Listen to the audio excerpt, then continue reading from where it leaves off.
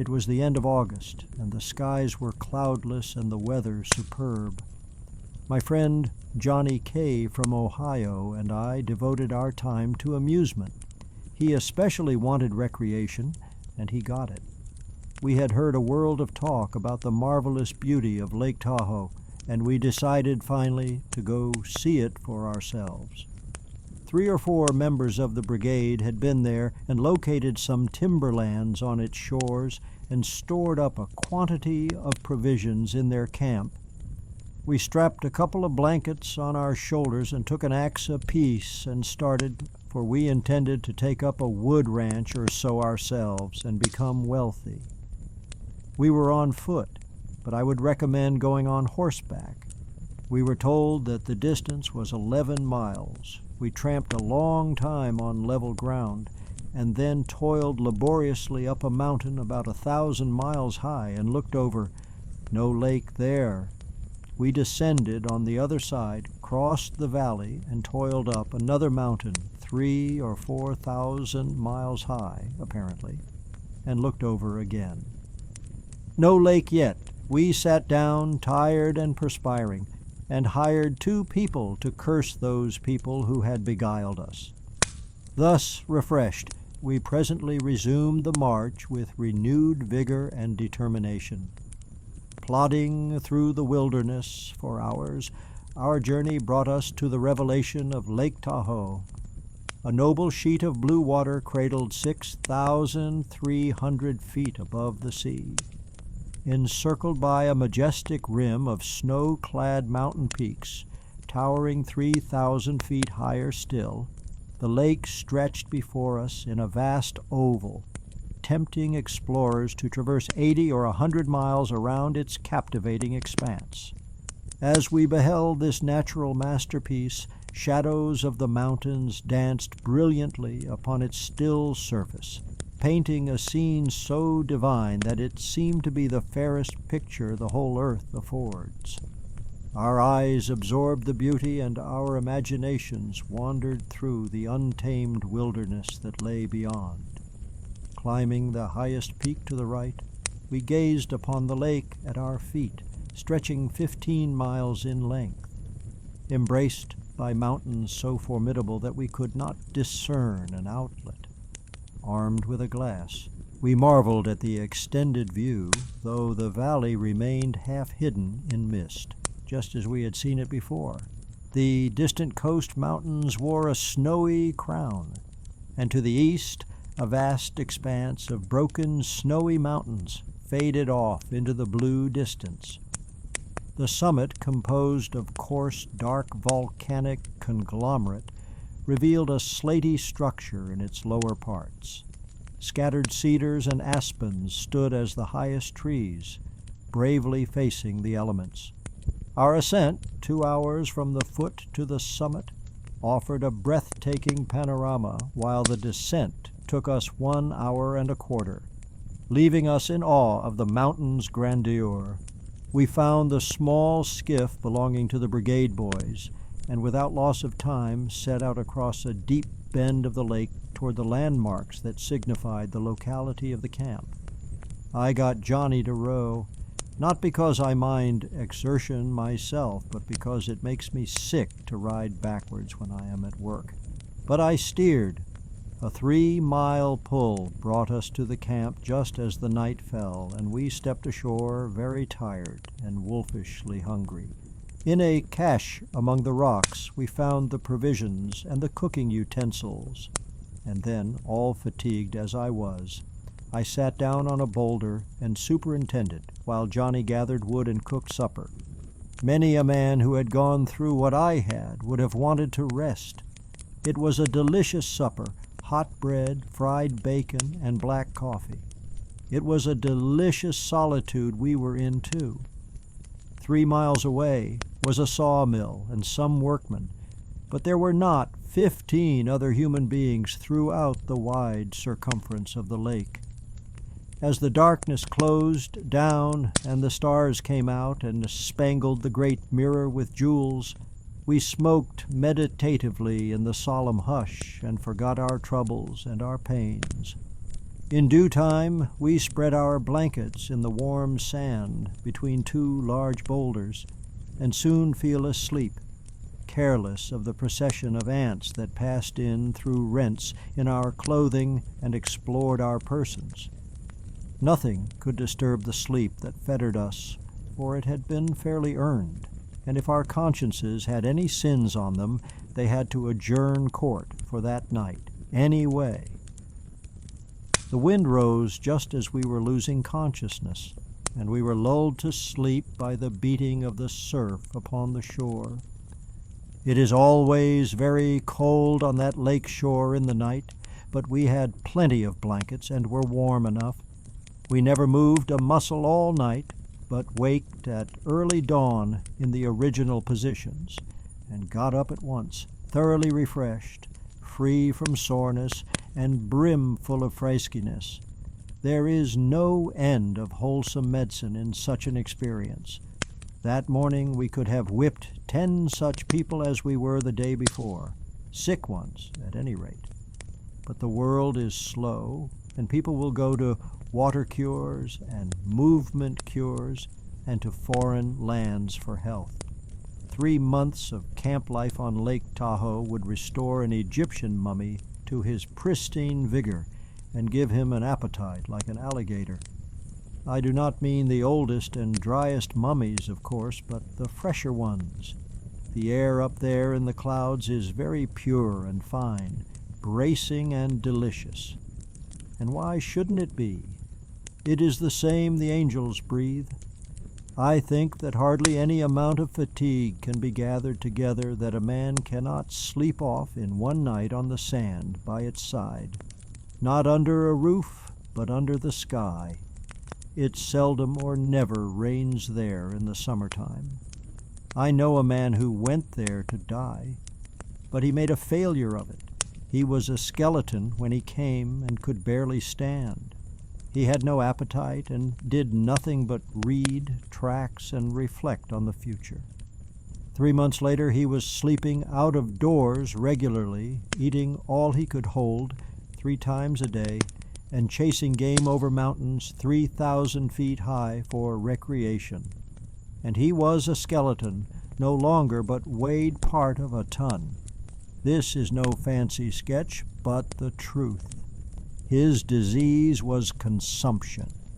I confidently commend his experience to other skeletons. I superintended again, and as soon as we had eaten breakfast, we got in the boat and skirted along the lake shore about 3 miles and disembarked.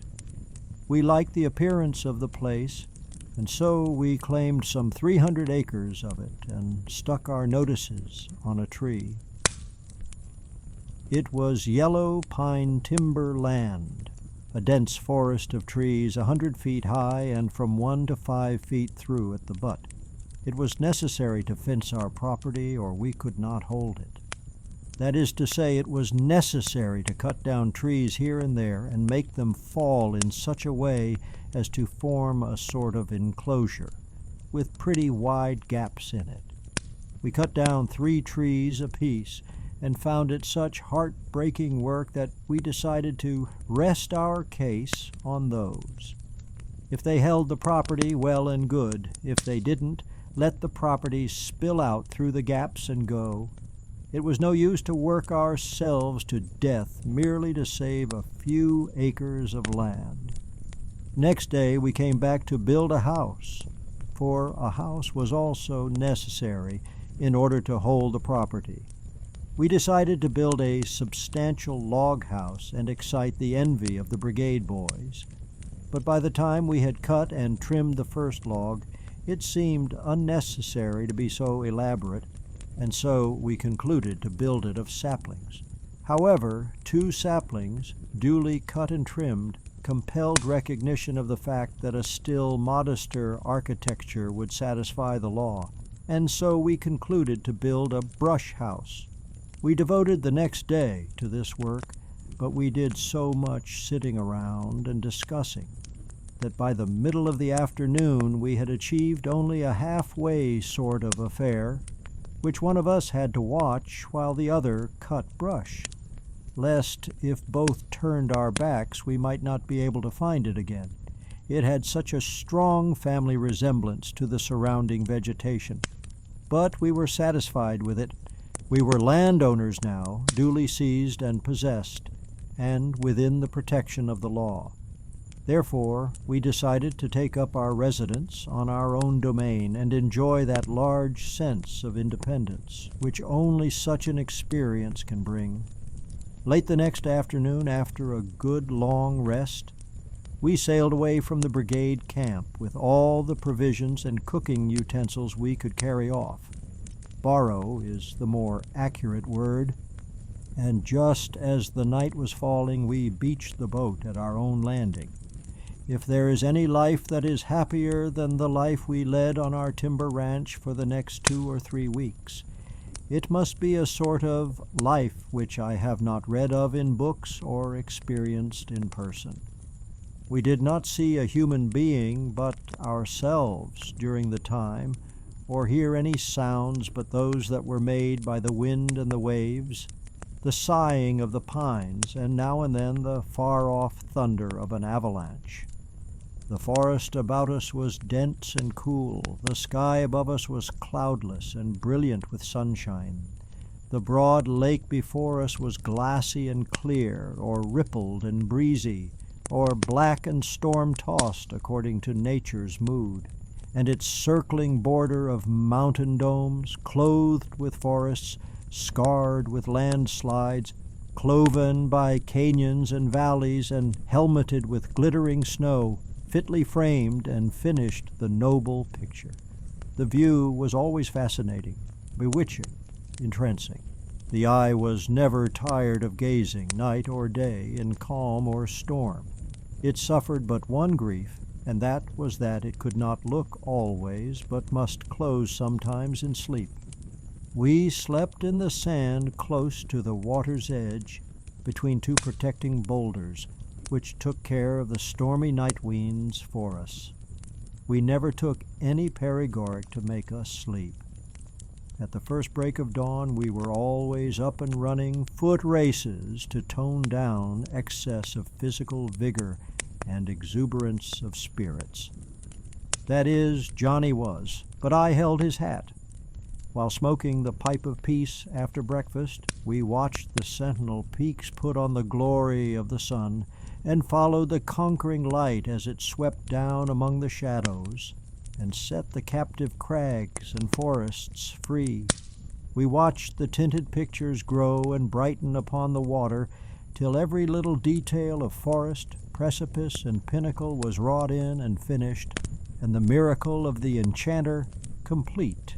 Then to business, that is, drifting around in the boat. We were on the north shore. There, the rocks on the bottom are sometimes gray, sometimes white. This gives the marvelous transparency of the water a fuller advantage than it has elsewhere on the lake. We usually pushed out 100 yards or so from shore and then lay down on the thwarts in the sun and let the boat drift by the hour whither it would. We seldom talked. It interrupted the Sabbath stillness and marred the dreams the luxurious rest and indolence brought. The shore all along was indented with deep, curved bays and coves, bordered by narrow sand beaches, and where the sand ended, the steep mountain sides rose right up aloft into space, rose up like a vast wall a little out of the perpendicular and thickly wooded with tall pines. So singularly clear was the water that where it was only 20 or 30 feet deep, the bottom was so perfectly distinct that the boat seemed floating in the air. Yes, where it was even 80 feet deep, every little pebble was distinct, every speckled trout, every hand's breadth of sand. Often, as we lay on our faces, a granite boulder as large as a village church would start out of the bottom, apparently, and seem climbing up rapidly to the surface, till presently it threatened to touch our faces, and we could not resist the impulse to seize an oar and avert the danger. But the boat would float on, and the boulder descend again, and then we could see that when we had been exactly above it, it must still have been 20 or 30 feet below the surface. Down through the transparency of these great depths, the water was not merely transparent, but dazzlingly, brilliantly so. All objects seen through it had a bright, strong vividness, not only of outline, but of every minute detail, which they would not have had when seen simply through the same depth of atmosphere. So empty and airy did all spaces seem below us, and so strong was the sense of floating high aloft in mid-nothingness that we called these boat excursions balloon voyages. We fished a good deal, but we did not average one fish a week. We could see trout by the thousand winging about in the emptiness under us, or sleeping in shoals on the bottom, but they would not bite. They could see the line too plainly, perhaps. We frequently selected the trout we wanted, and rested the bait patiently and persistently on the end of his nose at a depth of 80 feet. But he would only shake it off with an annoyed manner and shift his position. We bathed occasionally, but the water was rather chilly, for all it looked so sunny. Sometimes we rowed out to the blue water, a mile or two from shore. It was as dead blue as indigo there because of the immense depth. By official measurement, the lake in its center is 1,525 feet deep. Sometimes on lazy afternoons we lolled on the sand in camp and smoked pipes and read some old well-worn novels. At night by the campfire we played euchre and 7-up to strengthen the mind, and played them with cards so greasy and defaced that only a whole summer's acquaintance with them could enable the student to tell the ace of clubs from the jack of diamonds. We never slept in our house. It never recurred to us, for one thing, and besides, it was built to hold the ground, and that was enough. We did not wish to strain it. By and by our provisions began to run short, and we went back to the old camp and laid in a new supply. We were gone all day and reached home again about nightfall, pretty tired and hungry. While Johnny was carrying the main bulk of the provisions up to our house for future use, I took the loaf of bread, some slices of bacon, and the coffee pot ashore, set them down by a tree, lit a fire, and went back to the boat to get the frying pan. While I was at this, I heard a shout from Johnny, and looking up I saw that my fire was galloping all over the premises. Johnny was on the other side of it. He had to run through the flames to get to the lake shore, and then we stood helpless and watched the devastation. The ground was deeply carpeted with dry pine needles, and the fire touched them off as if they were gunpowder. It was wonderful to see with what fierce speed the tall sheet of flame traveled. My coffee pot was gone, and everything with it. In a minute and a half the fire seized upon a dense growth of dry manzanita chaparral 6 or 8 feet high, and then the roaring and popping and crackling was something terrific. We were driven to the boat by the intense heat, and there we remained, spellbound. Within half an hour all before us was a tossing, blinding tempest of flame. It went surging up adjacent ridges, surmounted them, and disappeared in the canyons beyond, burst into view upon higher and farther ridges presently, shed a grander illumination abroad, and dove again, flamed out again directly, higher and still higher. Up the mountainside, threw out skirmishing parties of fire here and there, and sent them trailing their crimson spirals away among remote ramparts and ribs and gorges, till, as far as the eye could reach, the lofty mountain fronts were webbed, as it were, with a tangled network of red lava streams. Away across the water, the crags and domes were lit with a ruddy glare, and the firmament above was a reflected hell, Every feature of the spectacle was repeated in the glowing mirror of the lake. Both pictures were sublime, both were beautiful, but that in the lake had a bewildering richness about it that enchanted the eye and held it with the stronger fascination. We sat absorbed and motionless through 4 long hours. We never thought of supper and never felt fatigue. But at 11 o'clock the conflagration had traveled beyond our range of vision, and then darkness stole down upon the landscape again. Hunger asserted itself now, but there was nothing to eat. The provisions were all cooked, no doubt, but we did not go to see.